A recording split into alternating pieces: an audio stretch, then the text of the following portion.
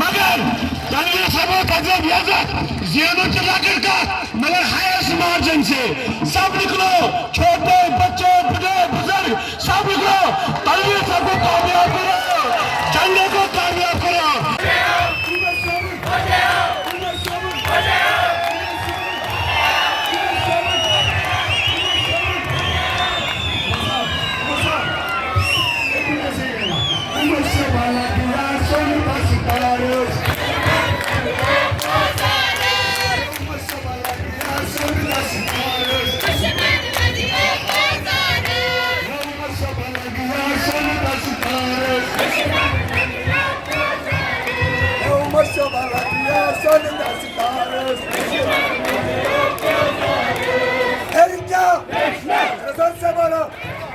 से बोलो, अच्छे बोलो, मिलकर बोलो, से बोलो, तुम क्या, उमर क्या, तनवीर क्या, तुम क्या, सोई वही, फिर क्या, शनिवार ना बशरी बाबा सो, शनिवार ना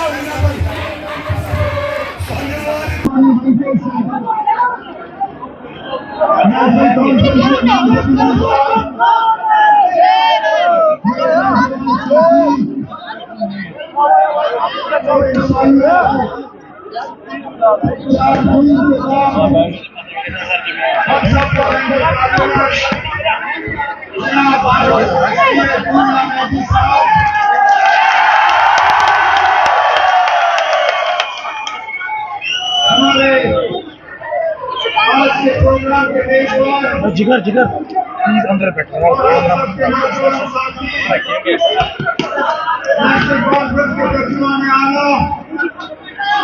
और सभी वर्ग के असेंबली से गुड के इंचार्ज जनाब तनवीर साहब, जनाना हुई के सदर शरीफ छोड़ने देता हूँ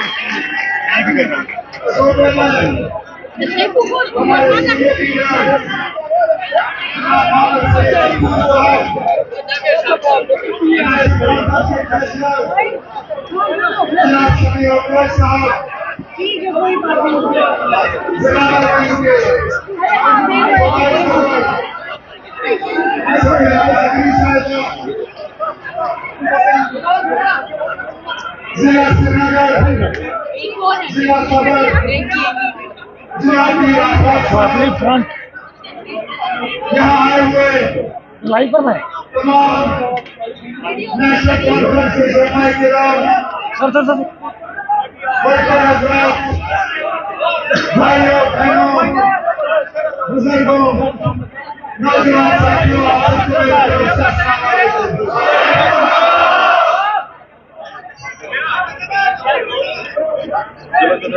जिस शख्स का आपको बेसब्री से इंतजार था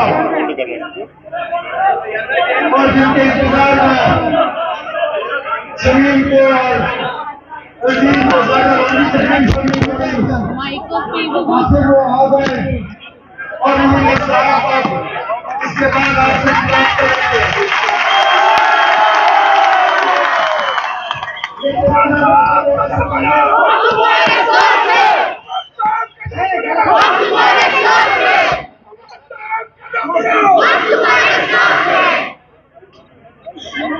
सुबह से मुल्ला साहब फारूक साहब के साथ प्रोग्रामों में लगे रहे,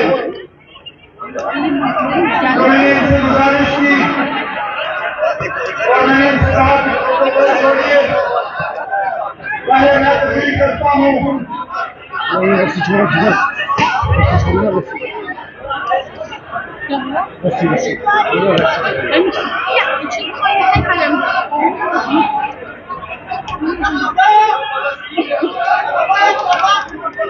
हमारा यहाँ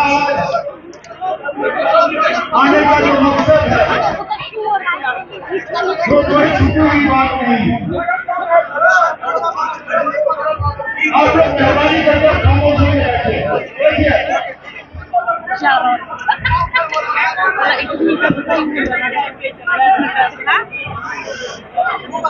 13 मई को श्रीनगर बलराम के 3 असेंबली हल्के जिला गांधीनगर और जिला शुक्रिया का 1 असेंबली हल्का मुल्कों में फैसला करना है कि अगले 5 साल के लिए हिंदुस्तान के सबसे बड़ा ऐवान में नुमाइंदे के तौर पर वो किसको भेजना चाहते हैं। मैदान में नुमाइंदे बहुत हैं और अभी से लेकर 13 तारीख तक आपको एक मौका है कि आप तमाम नुमाइंदों की तरफ देखते अपने आप बोलें कि बेहतरीन नुमाइंदा आपका पार्लियामेंट में कौन जाके आपके जज्बातों की तर्जुमानी कर सकेगा, कौन आपके हकूक के लिए लड़ेगा, कौन आपके लिए इंसाफ हासिल करने की कोशिश करेगा। आखिरकार क्या बात थी कि हमने आदत सैयद रुहुल्लाह साहब को श्रीनगर से मैंडेट दिया।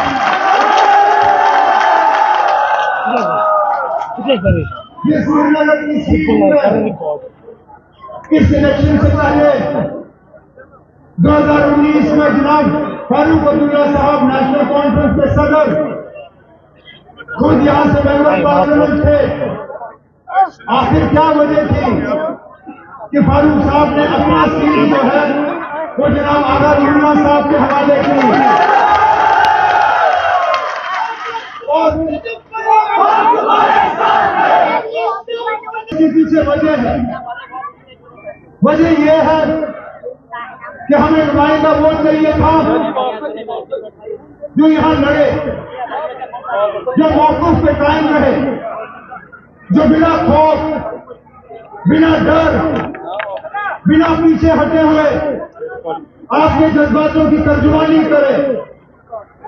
जो लड़ाई हम लड़ने जा रहे हैं उसमें एक तरफ से तो हमें सियासी ताकत भी लगानी है, लेकिन दूसरी तरफ से हमें रूहानी ताकत की भी जरूरत है। और आगा रुहुल्लाह साहब एक ऐसे शख्स है जो जाती तौर में जानता हूं, इनको इस बात की फिक्र नहीं होती कि जो बात ये कर रहे हैं चाहे इससे कोई नाराज होगा या नहीं। इनको इस बात की परवाह नहीं कि जो बात ये कर रहे हैं किसी को इससे गुस्सा होगा या नहीं। इनको सिर्फ एक बात की परवाह रहती है कि क्या ये जो बात करने जा रहे हैं ये सच है या नहीं है, क्या ये मौक़िफ़ के साथ जुड़ा है या नहीं है। इसको और किसी बात की परवाह नहीं और किसी बात की फिक्र नहीं।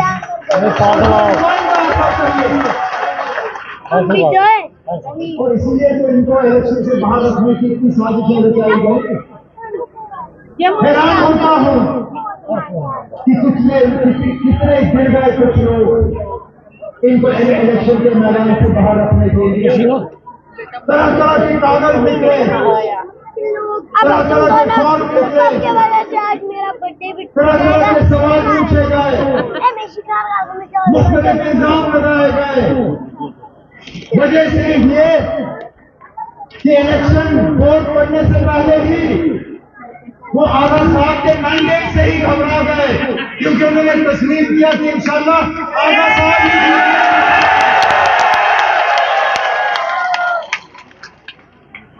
लेकिन आगा साहब का यहां से जीत के जाना ये हमारे लिए जरूरी क्यों है?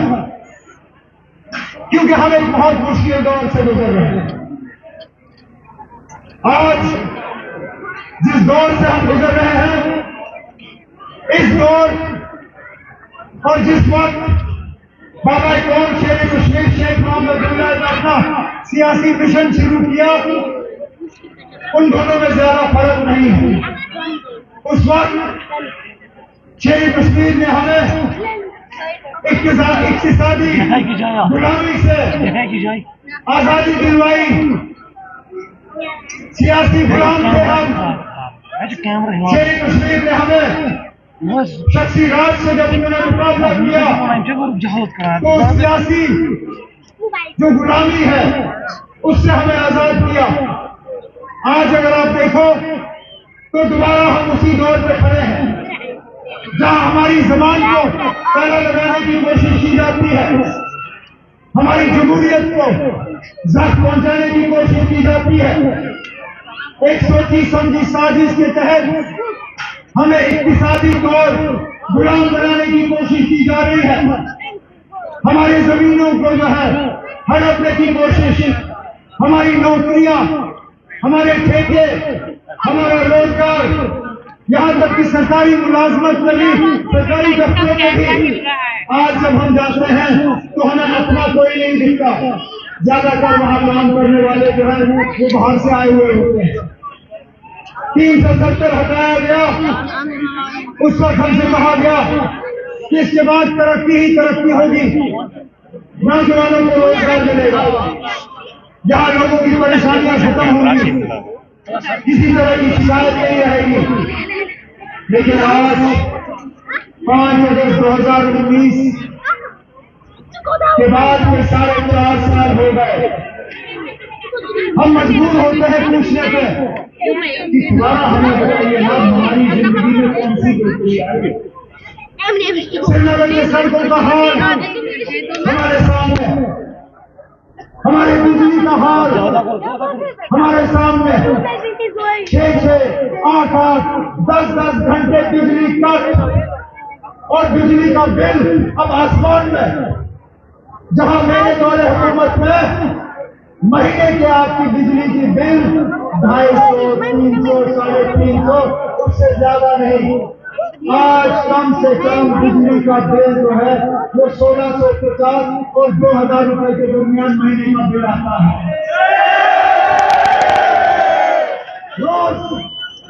रोज ये नए मीटर लाते हैं और मीटर के बुनियाद पर झूठे वादे।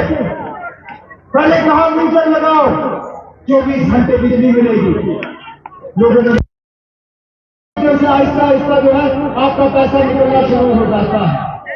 जैसे तनवीर ने कहा आज नहीं तो कल इंशाल्लाह असेंबली के इलेक्शन होंगे, आपकी हुकूमत बनेगी, इन मीटरों का भी हम इलाज करके आपको दे देंगे।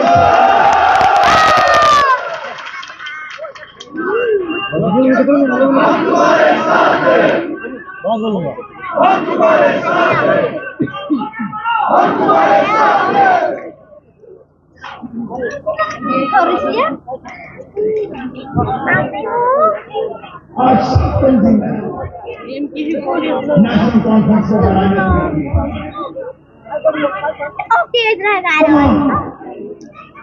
निशान उनका जो भी हो, इलेक्शन का निशान, असली निशाना उनका नेशनल कॉन्फ्रेंस और बीजेपी के साथ मिलकर यहाँ लोगों को गुमराह करने की कोशिश की जा रही है, नेशनल कॉन्फ्रेंस को हराने की कोशिश की जा रही है। उन लोगों के तरफ से जो नफरत फैलाने के अलावा और कुछ नहीं है। जगह जगह बार बार जब तब्दीलियां होती हैं तो सिर्फ और सिर्फ बाकी मुल्क में अगर निशाना किसी को बनाया जाता है तो मुसलमानों को, अगर बेइज्जत करने की कोशिश की जाती है तो मुसलमानों को बेइज्जत करने की कोशिश की जाती है, अगर परेशान करने की कोशिश की जाती है तो मुसलमानों को परेशान करने की कोशिश की जाती है। नए कानून लाते हैं, उन नए कानूनों का मकसद यही है कि किसी तरह मुसलमान उनका निशाना बने। यहाँ तक कि जहाँ हम बैठे हैं मेरे सामने इतने हमारे तिब्बत से आए हुए भाई बहन इस जलसे में शरीक हैं। हकीकत ये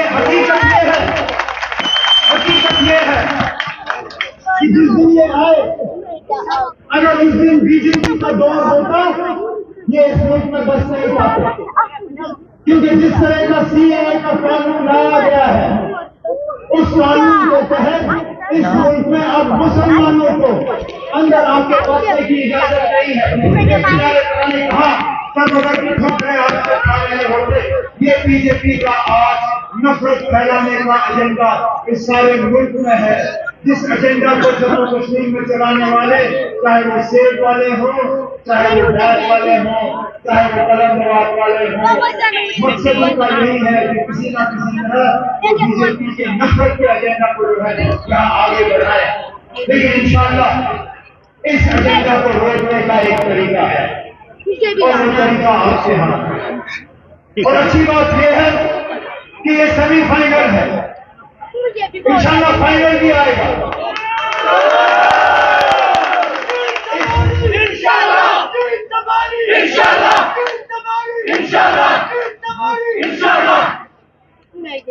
जो पकड़ पकड़ का दौर चल रहा है, जो पुलिस थाने में लोगों को बुलाने का सिलसिला चल रहा है, जो गिरफ्तारियों का सिलसिला चला, पता नहीं कितने सारे हमारे नौजवान जम्मू कश्मीर के बाहर जेल में दर की ठोकरें खा रहे हैं। इन सब चीजों का हमें इलाज करना होगा, लेकिन इलाज आपके हाथ में है। इस सेमीफाइनल और फाइनल के दौरान सेमीफाइनल में आपका उम्मीदवार मेरा नौजवान साथी जनाब आगा सैयद मोहम्मद साहब, इनको आप कामयाब करेंगे तो उसके बाद फाइनल आएगा। मैं कोई चीज को ईमानदारी से आज मेरा दिल बहुत खुश है।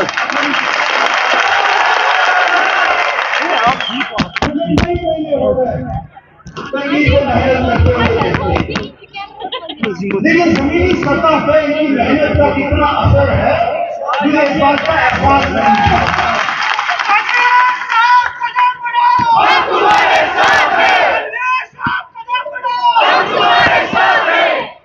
मैं चाहता हूं कि आगा साहब इंशाअल्लाह आपके वोटों से